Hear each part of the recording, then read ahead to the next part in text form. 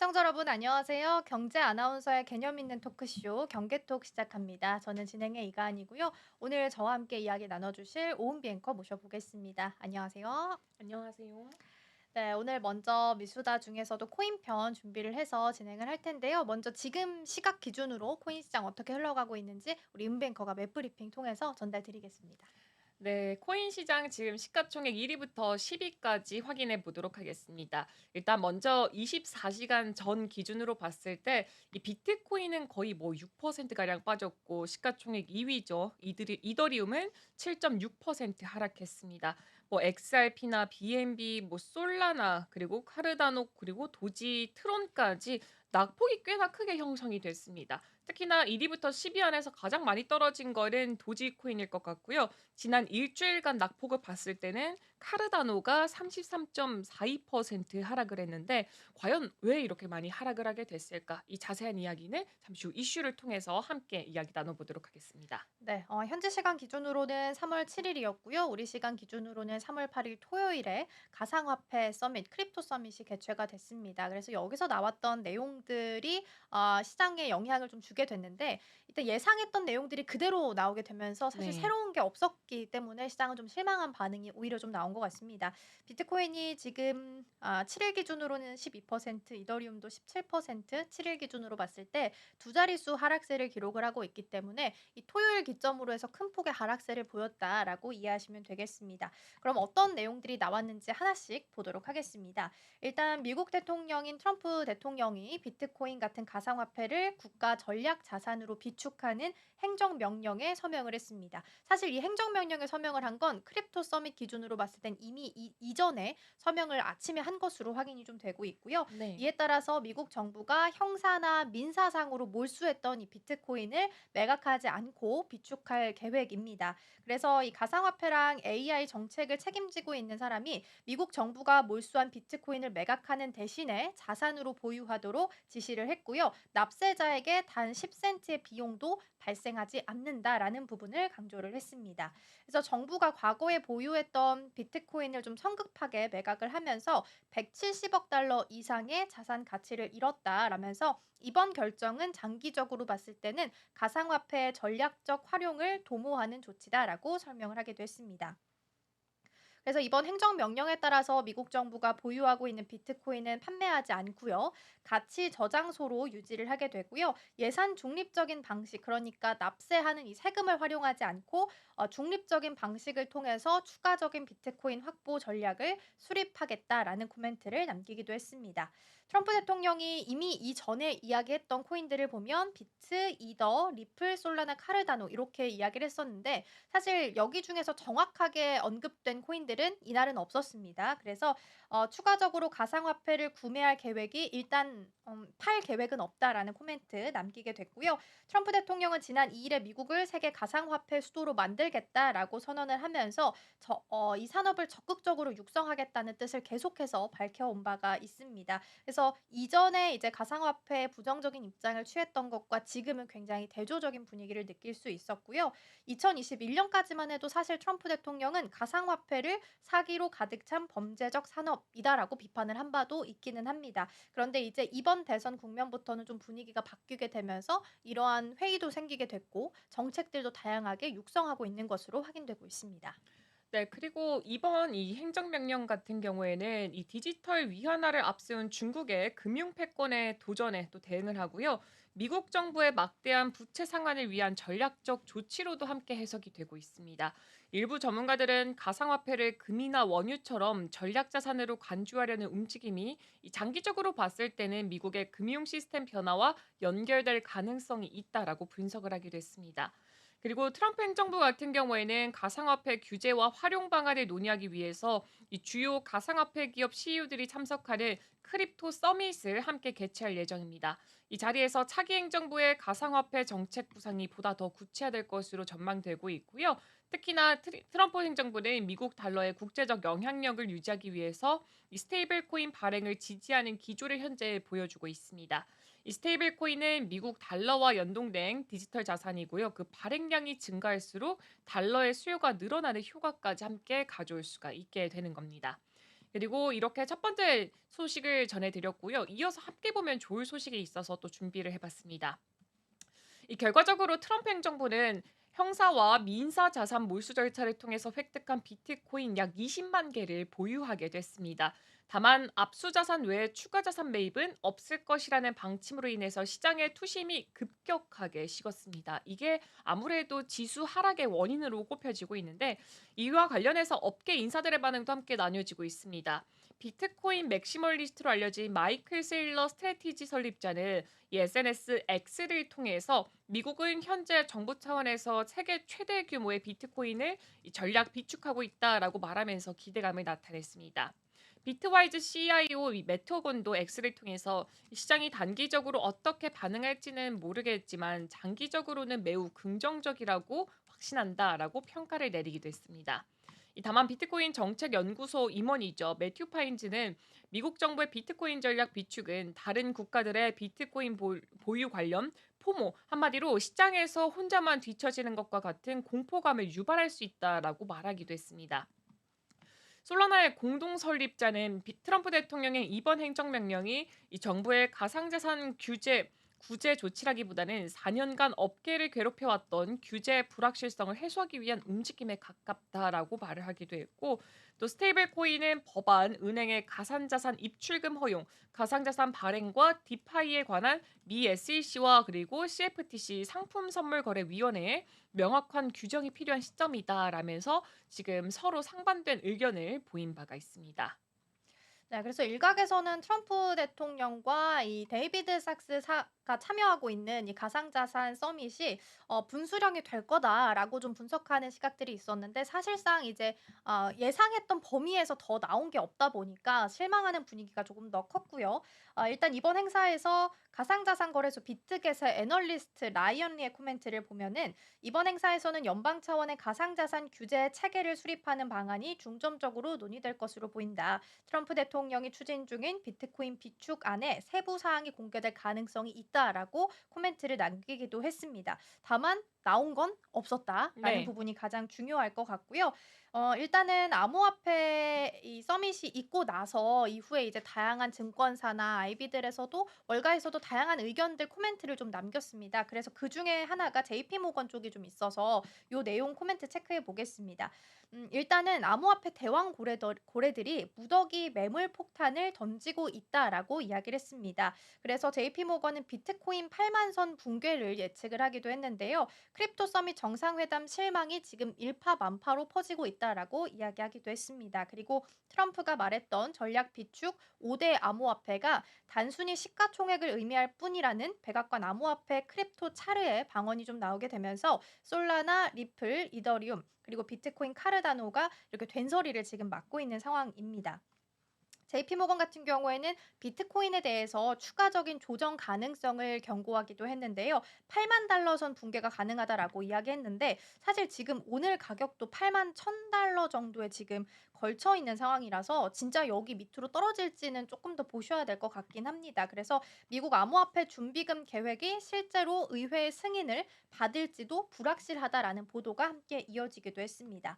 그리고 리플이나 솔라나 같은 변동성이 큰 자산을 준비금에 포함될 가능성이 과연 높겠느냐라는 부분도 꼬집기도 했고요. JP모건은 비트코인 전략적 준비금 구축이 여러 주 차원에서 추진된 바가 있는데 사우스다코다에서는 실패한 사례도 있다라고 이야기하면서 기관 투자자들의 매수세가 둔화가 되게 되면서 비트코인의 상승 동력도 같이 약해지게 될 것이다라고 비판하기도 했습니다. 네, 그리고 이어서 살펴보자면은 또 최근에 기관들의 보유 포지션을 축소하고 있고요. 추가적인 청산 가능성이 있다라고 경고한 바가 있습니다. 솔라나, 리플, 이더리움, 비트코인, 카르다노 등이 날벼락이고요. 이 JP 모건 같은 경우에는 뉴욕 증시 상장 업체인 마이크로 스트래티지가 새로운 부채 조달에 어려움을 겪고 있다라고 함께 분석을 한 바가 있습니다. 이어서 다음 소식도 살펴보겠습니다. 이 트럼프 행정부 하에서 가상화폐 규제 환경이 우호적으로 변화를 하면서 관련 업체들이 대거 상장을 추진하고 있습니다. 이 블룸버그 통신에 따르면 가상화폐 거래소 크라켄은 이르면 내년 1분기 상장을 추진을 하고 있는데요.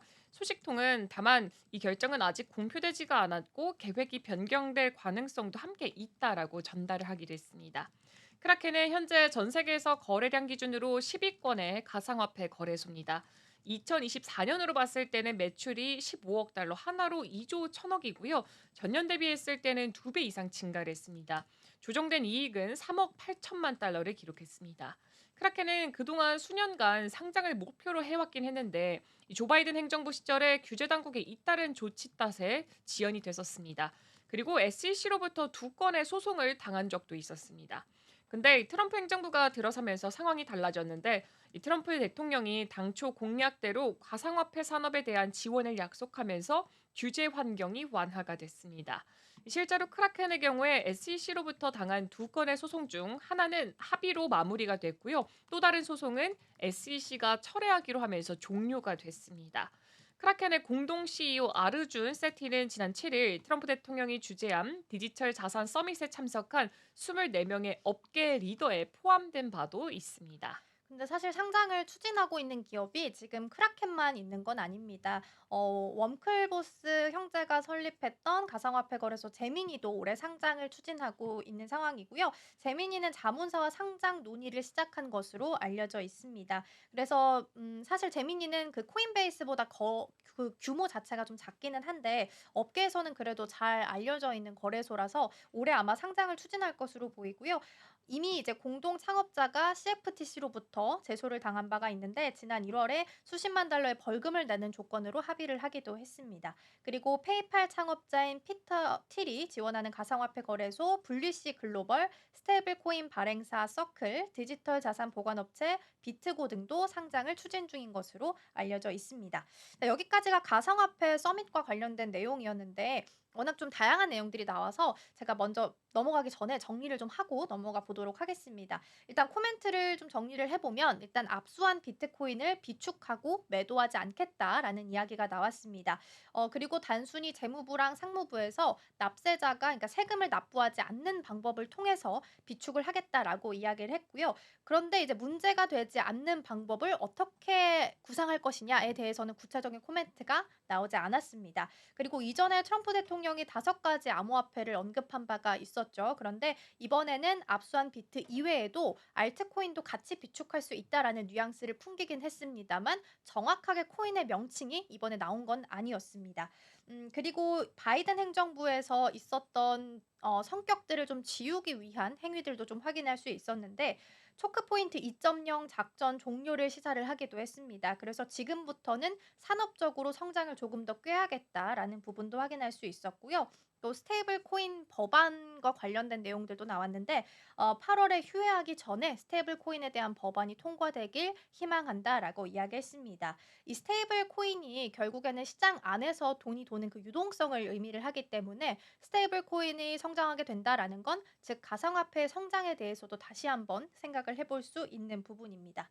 그리고 비트코인도 매도하지 않겠다라고 이야기를 했는데 미국 쪽에서 매도를 하지 않는다면 그 다음으로 많이 보유하고 있는 중국이나 영국도 시장에 매물을 출회하지 않을 거기 때문에 가격 변동성이 크지 않을 수 있다라는 부분 염두를 좀 해보시면 좋을 것 같고요.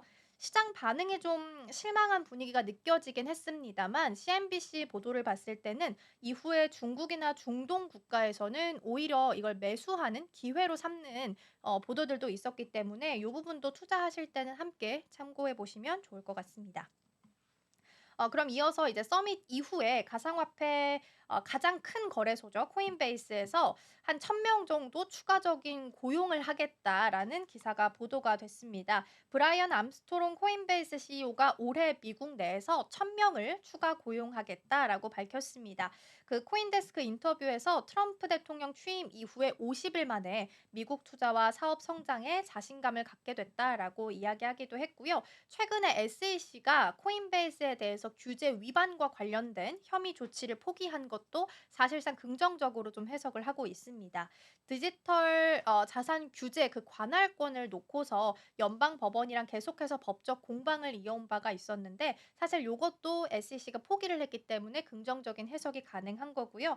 업계는 개별 사례에 따른 법원 판결보다 의회의 포괄적인 법안을 통해서 더 명확한 규제 환경 속에서 사업을 전개할 수 있을 전망입니다. 그리고 또 CEO 같은 경우에는 이 비트코인을 보유하고 있는 보유고 설립 행정 명령에 적극적으로 지지를 했고요. 미국 정부보다 더 좋은 보유자는 없다라는 코멘트를 남기기도 했습니다.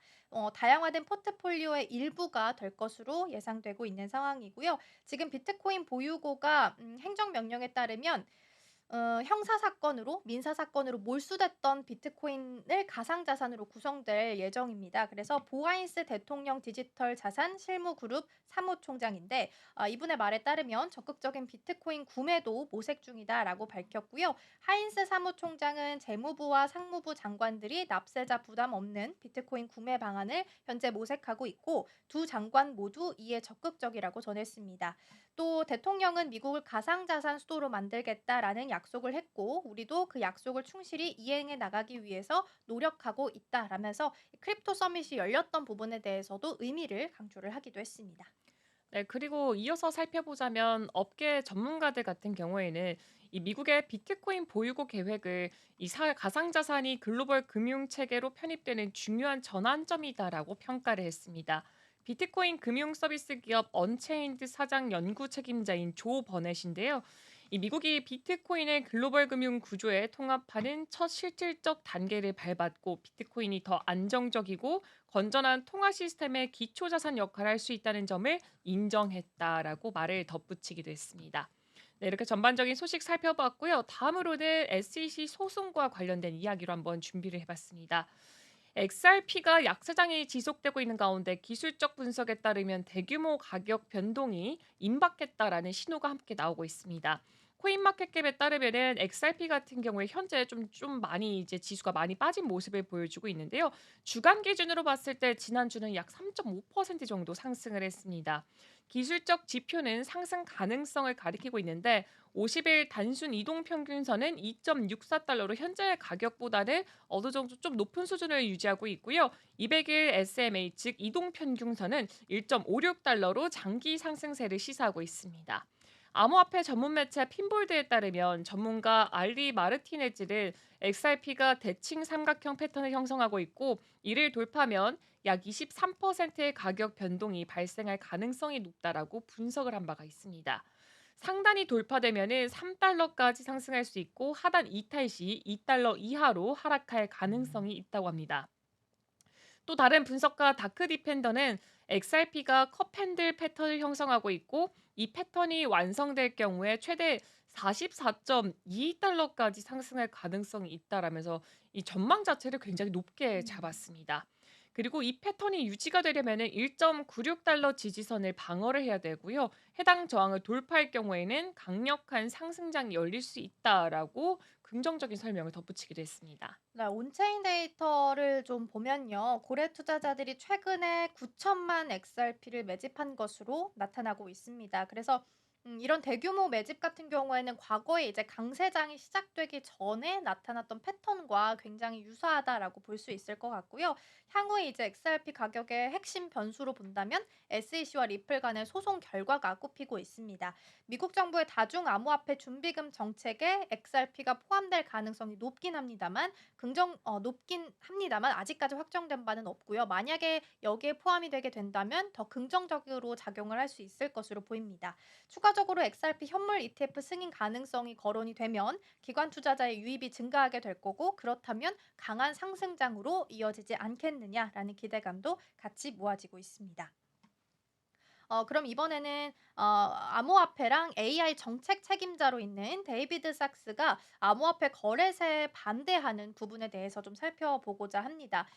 데이비드 sak스는 암호화폐 거래세 부과에 대해서 일단 강력하게 반대 입장을 밝혔습니다. 코인텔레그래프 기사를 보면 데이비드 sak스가 최근 오린 팟캐스트 여기에 출연해서 암호화폐 거래마다 0.01% 세금을 부과하는 방안에 대해서 새로운 세금은 항상 처음에는 미미하게 보이지만 결국 국민 부담이 커질 수밖에 없다라면서 반대 입장을 명확히 표명했다라고 합니다. 지금 이 제안 같은 경우에는 백악관이 추진하고 있는 비트코인 전략적 준비금 그리고 암호화폐 비축 조성 자금 마련을 위해서 대안책 중 하나로 거론이 되고 있긴 합니다. 다만 sak스가 세금 부담이 점차 확대될 가능성이 크다. 개인 간 지갑 이동에도 세금이 부과될 경우에는 암호화폐 시장을 장기적으로 봤을 때는 오히려 좀 안 좋을 수 있다라고 경고를 하기도 했고요. 트럼프 행정부가 이번 백악관 암호화폐 정상회의에서 구체적으로 세금 정책에 대해서 언급하진 않았지만 연방 차원의 대대적인 세제 개혁을 추진할 계획이다라는 부분은 확인을 좀 할 수 있었습니다. 네, 한편 도널드 트럼프 대통령 같은 경우에는 연방소득세 폐지를 검토하고 이를 수입 관세로 대체하는 방안을 제안을 했습니다.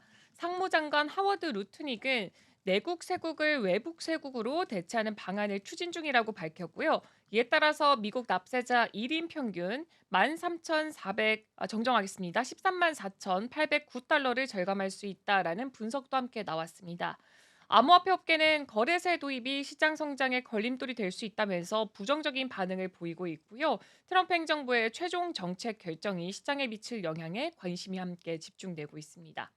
그리고 이어서 좀 흥미로운 소식을 하나 준비했습니다. 피파에서도 자체 암호화폐를 출시할 수 있지 않을까라는 기사가 있어서 한번 준비를 해봤습니다.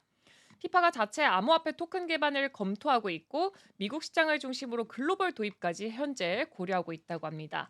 암호화폐 전문 매체 크립토뉴스에 따르면 피파 회장 잔니 인판티노 같은 경우에 이 백악관 암호화폐 정상회의에서 피파 토큰 개발 가능성을 직접 언급을 했습니다. 인판티노는 피파는 전 세계 50억 축구 팬을 대상으로 피파 코인을 개발하는데 매우 관심이 있다라고 하면서 미국과 협력해서 글로벌 축구 시장을 정복할 것이다라면서 밝히기도 했습니다. 이번 발표 직후에 피파와 무관한 피파라는 이름의 암호화폐가 급등하는 해프닝도 함께 발생을 했었는데요. 이 코인은 하루 만에 35만 7천%나 음. 상승하면서 시가총액이 약 820만 달러를 기록했는데 피파와는 전혀 관계가 없는 것으로 나타났습니다. 그리고 이번 발표는 피파가 블록체인 기술을 활용해서 팬 참여 확대라던가 수익 모델 다각화를 모색하고 있다라는 점도 시사를 하고 있는데 특히나 2026년 미국과 캐나다, 멕시코가 공동 개최하는 월드컵을 앞두고 있다라는 점에서 이 피파 토큰이 대회 기간 동안 활용될 가능성이 높게 점쳐지고 있습니다. 네. 트럼프 대통령도 이 피파의 움직임에 대해서 긍정적인 반응을 보였다라고 합니다. 피파 코인은 결국 피파 자체보다 더 큰 가치를 지닐 수도 있다라고 긍정적으로 이야기하기도 했고요. 피파 토큰 개발이 실제로 만약에 진행될 경우에는 NFT 기반의 티켓팅, 경기장 내에서 결제 시스템, 팬 투표 기능 등 다양한 활용 사례가 가능할 것으로 예상이 됩니다. NFT 기반으로 있다라고 한다면 팬덤 문화로 좀 이해하시면 될 음, 것 같아요. 그래서 네. NFT 기반 팬덤 위주의 티켓팅도 가능할 거고 경기장 내에서도 요걸 통해서 결제가 가능한 시스템으로 구상이 될 수 있다라는 시각들도 제시가 되고 있습니다. 다만 이제 구체적인 일정이나 세부 계획들은 지금 공개가 되지 않은 상태라서 향후 피파의 공식 발표가 어떻게 나오게 될지는 조금 더 주목해 보시면 좋을 것 같습니다. 일단은 저희가 미수다 관련해서 코인 시장 전반적으로 내용을 좀 체크를 해 봤습니다. 크립토 서밋이 토요일 오전부터 저희가 확인을 할 수 있었는데 네, 그때 이제 예상했던 그 틀 안에서 크게 벗어나지 않는 내용들이 나오다 보니까 맞아요. 시장에서는 좀 실망하는 분위기가 많이 느껴질 수밖에 없었고요. 비트코인이 지금 81,000달러 선에서 거래가 되고 있는데 앞서서 말씀드린 것처럼 이 80,000달러 선이 무너질 수도 있다라고 예측하는 아이비들도 좀 많이 있기 때문에 투자하실 때는 좀 참고를 해 보시면 좋겠습니다. 비트도 그렇고 이더도 그렇고 트럼프 대통령 입에서 정확하게 명칭이 좀 나온 코인이긴 합니다만 크립토 서밋에서는 정확한 관련한 코인 내용들이 나오지 않았기 때문에 전반적인 뉴스 플로우 체크는 조금 더 해 보시면 좋지 않을까 싶습니다. 여기서 언급됐던 리플도 그리고 솔라나도 일단 지금 현재 기준으로는 1 시간 기준으로는 일단 상승세를 좀 보이고 있다라는 부분도 함께 챙겨 드리도록 하겠습니다. 전반적인 코인 뉴스들 함께 점검을 좀 해 봤고요. 다음 주에도 뉴스 플로우 체크 좀 저희가 열심히 해서 여러분 투자에 도움될 수 있는 내용들 모아서 다시 돌아오도록 하겠습니다. 오늘도 시청해 주신 여러분 고맙습니다.